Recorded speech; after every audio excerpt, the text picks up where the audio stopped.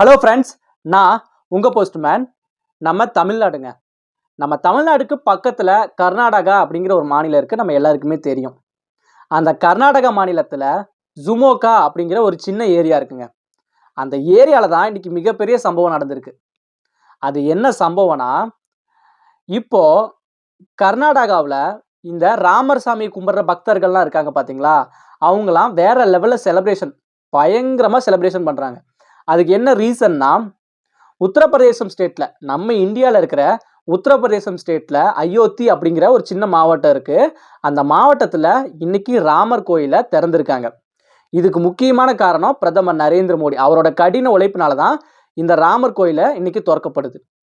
அதுக்காக பிரதமர் நரேந்திர மோடி என்ன பண்றாருன்னா, ஒரு நாள் இல்லை, 2 நாள் இல்லை, 11 நாள் சோறு சாப்பிடாம வெறும் பழங்களை மட்டும் சாப்பிட்டு மரக்கட்டல்ல நைட்டு படுத்து தூங்கி, அவ்வளோ பெரிய பிரதமர் மரக்கட்டல்ல படுத்து தூங்கி காலையில 3:30 மணிக்கு எந்திரிச்சு இந்த ராமரோட மந்திரங்கள் இருக்கு பார்த்தீங்களா, அதெல்லாம் சொல்லி கடும் விரதம் இருந்து இன்னைக்கு காலையில அயோத்தி ஏர்போர்ட்டுக்கு வந்து அயோத்தியெல்லாம் சுத்து பார்த்து, அதுக்கப்புறம் அங்க இருக்கிற ராமர் சிலைகளுக்கெல்லாம் பிரதிஷ்டை, அதாவது அந்த சிலைகளுக்கு உயிர் கொடுத்து இந்த அளவுக்கு கும்பாபிஷேகம் பண்றத பார்த்த அந்த கர்நாடகாவோட ராமர் சாமியை கும்பிடுற மக்கள் வேற லெவலில் செலிப்ரேஷனுங்க.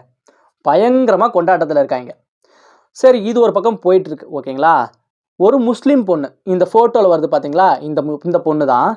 இந்த பொண்ணு தன்னோட குழந்தைய கூப்பிட்டுட்டு ஸ்கூட்டியில் அந்த வழியாக போகுது. ஒரு பக்கம் ராமர் சிலை ராம பக்தர்கள் எல்லாருமே செலிப்ரேஷனில் இருக்காங்க. அப்போது இந்த முஸ்லீம் பொண்ணு வந்து இந்த பக்கம் போயிட்டுருக்கு, தான் பொண்ணை கூட்டிகிட்டு ஸ்கூட்டியில் போயிட்டுருக்கு. ஓகேங்களா, அப்போ இந்த பொண்ணு என்ன பண்ணுதுன்னா, டக்குன்னு வண்டியை நிறுத்தி ராம பக்தர்கள்லாம் வேற லெவல் செலிப்ரேஷன் பண்ணுறத இந்த பொண்ணு பார்த்துட்டு தன்னோட மொபைல் எடுத்து வீடியோ ஷூட் பண்ணுது. இதை பார்த்த போலீஸ்காரங்க இருக்காங்கல்ல, அதான் அந்த ராம பக்தர்கள்லாம் வந்து ஏதாவது அடிதடியிலுக்கு ஈடுபட்டானுங்கன்னா அப்படிங்கிற ஒரு ரீசன்னால போலீஸ் பாதுகாப்பு கொடுக்கப்படுது மத்திய அமைச்சர்களிடமிருந்து. அப்போ இந்த பொண்ணு வீடியோ பிடிக்கிறத பார்த்த இந்த போலீஸ் என்ன பண்றாங்கன்னா, ஏமா பொண்ணு, இங்கெல்லாம் வீடியோ பிடிக்கக்கூடாது, வண்டி எடு, இங்கே ஏற்கனவே டிராஃபிக்கு, வண்டி எடு அப்படின்னு போலீஸ்காரங்க அந்த பொண்ணை மிரட்டும் பொழுது, அந்த பொண்ணு, சார் எனக்கு ஒரு 5 நிமிஷம் கொடுங்க, நான் ஒரு வீடியோ மட்டும் ஷூட் பண்ணிக்கிறேன் அப்படின்னு பணிவாக கேட்குறாங்க.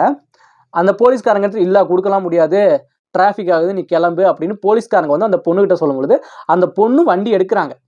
வண்டி எடுக்க இந்த ராம பக்தர்கள் இந்துக்கள் இருக்காங்க பார்த்தீங்களா, அந்த பொண்ணோட வண்டியை சுத்திக்கிட்டாங்க. சுத்திட்டு ஜெய் ஸ்ரீராம் ஜெய் ஸ்ரீராம் ஜெய் ஸ்ரீராம்னு கத்துறானுங்க. அதை பார்த்து அந்த பொண்ணு சும்மா விடுமா, அல்லாஹ் அக்பர் அப்படின்னு அந்த பொண்ணு கத்துது.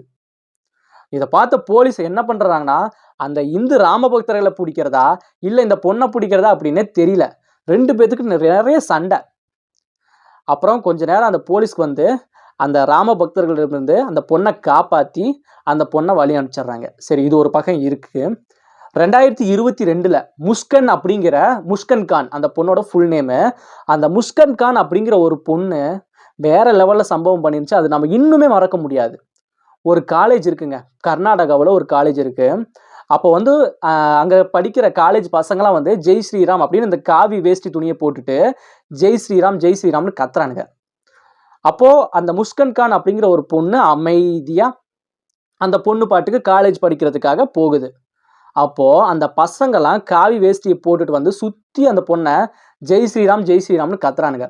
அப்போ அந்த பொண்ணு டென்ஷன் ஆகி அல்லாஹ் அக்பர்னு கத்துது. இதை பார்த்த நம்ம தமிழ் மீடியா முதற்கொண்டு இந்த இந்தியாவிலேருந்து உலகம் வரைக்கும் அந்த பசங்களுக்கு எதிர்ப்பு தெரிவிச்சிருந்தாங்க. அது மட்டும் இல்லாமல் இந்த முஸ்கன் கான் அப்படிங்கிற ஒரு பொண்ணுக்கு 1 லட்சம் ரூபாய் பணம் நிதியுதவியாக கொடுத்துருந்தாங்க.